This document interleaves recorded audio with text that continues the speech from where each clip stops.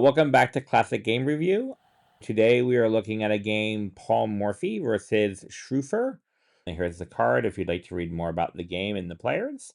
The theme for today is the Smothered checkmate, and I am going to show and highlight the idea of the Smothered checkmate first, and then the game itself to highlight the idea. Okay, so in the position you see here, this is a position where we're looking for a smothered checkmate. Most smothered checkmates occur in the corner of the board.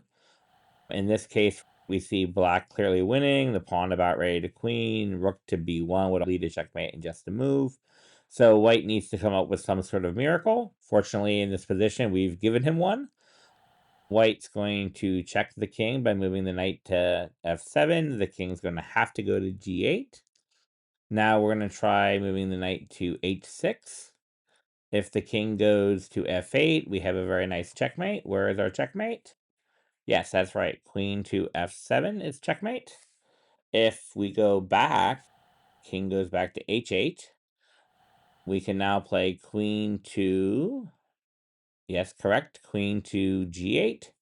And after rook takes, which is forced, where does white go for the smothered checkmate? Yes, he goes to knight to f7.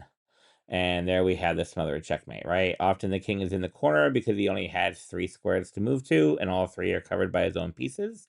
And then the knight comes in and gives checkmate. Now in the game we're going to look at, we're going to start with this is a Italian game.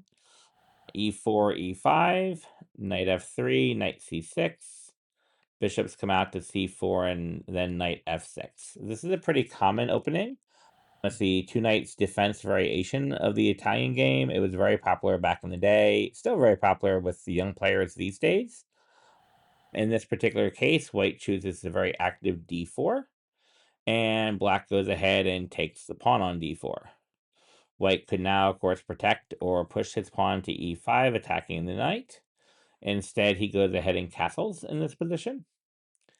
And black takes another pawn. He takes the pawn on e4. So black's up 2 pawns, but his king is sitting in the center on e8, and white's king's nice and safely tucked away in the castled position on g1. White wants to take advantage of this king and knight setup on the e-file, and so we play rook to e1. Now black can't move the knight, right? It's pinned.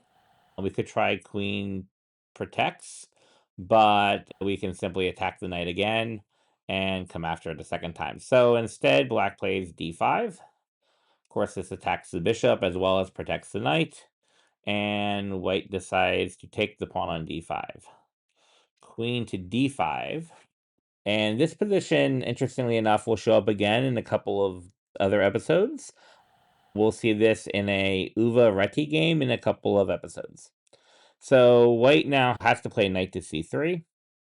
And the queen has a variety of choices here. We can play queen to a5 or queen to h5. I can't play pawn takes because I will lose the queen due to the pin. And I can't play knight takes because it's illegal to move where my king will be in check. So black chooses queen to h5, and white gets the knight on e4. Black now plays bishop to e6, looking to shut down that very obnoxious e-file where white's rook is being very powerful. If instead he had played something random like bishop to d6, white would win the queen. How would white win the queen? Yes, that's correct. He played knight to g3. The rook will give check. The knight will attack the queen. Best black can do is probably queen to e5, and white plays knight takes queen. So black wisely played bishop to e6. After bishop to e6, white wants to continue to put pressure on this pinned piece, right? This bishop is protected already once, but we can still put pressure on it by moving the knight, and this will allow us to have the rook pinning the bishop to the king. If we move the knight to c5 or g5, we'll have 2 pieces attacking this bishop. Morphy plays the e knight to g5. And now there are 2 pieces attacking the bishop.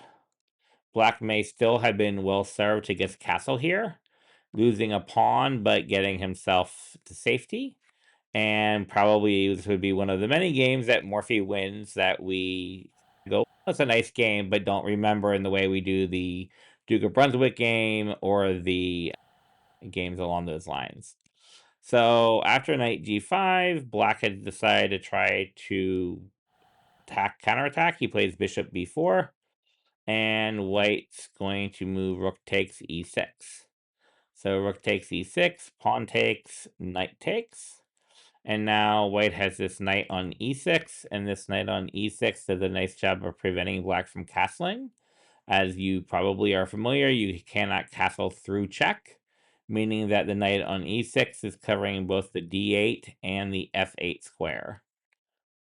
So the king can't castle either direction. Meanwhile, the knight also has some key other squares that it's threatening to attack on. What other squares? c7, right? Forking in the king and rook. And g7, forking in the king and queen. So clearly this knight on e6 is a powerful piece. After the knight has gone to e6, black manages to solve these problems by playing queen f7, but it doesn't let the king out of the center. It does, however, protect the pawns on c7 and g7. White wants to continue his attack, and so he plays knight f to g5. This knight's now attacking the queen and protecting his knight on e6. These two knights dominate the board, clearly worth far more than a rook and a pawn that they've given up to get to this position. Black plays queen e7. Queen didn't have any other useful squares to go, and e7 attacks both knights. White played queen e2.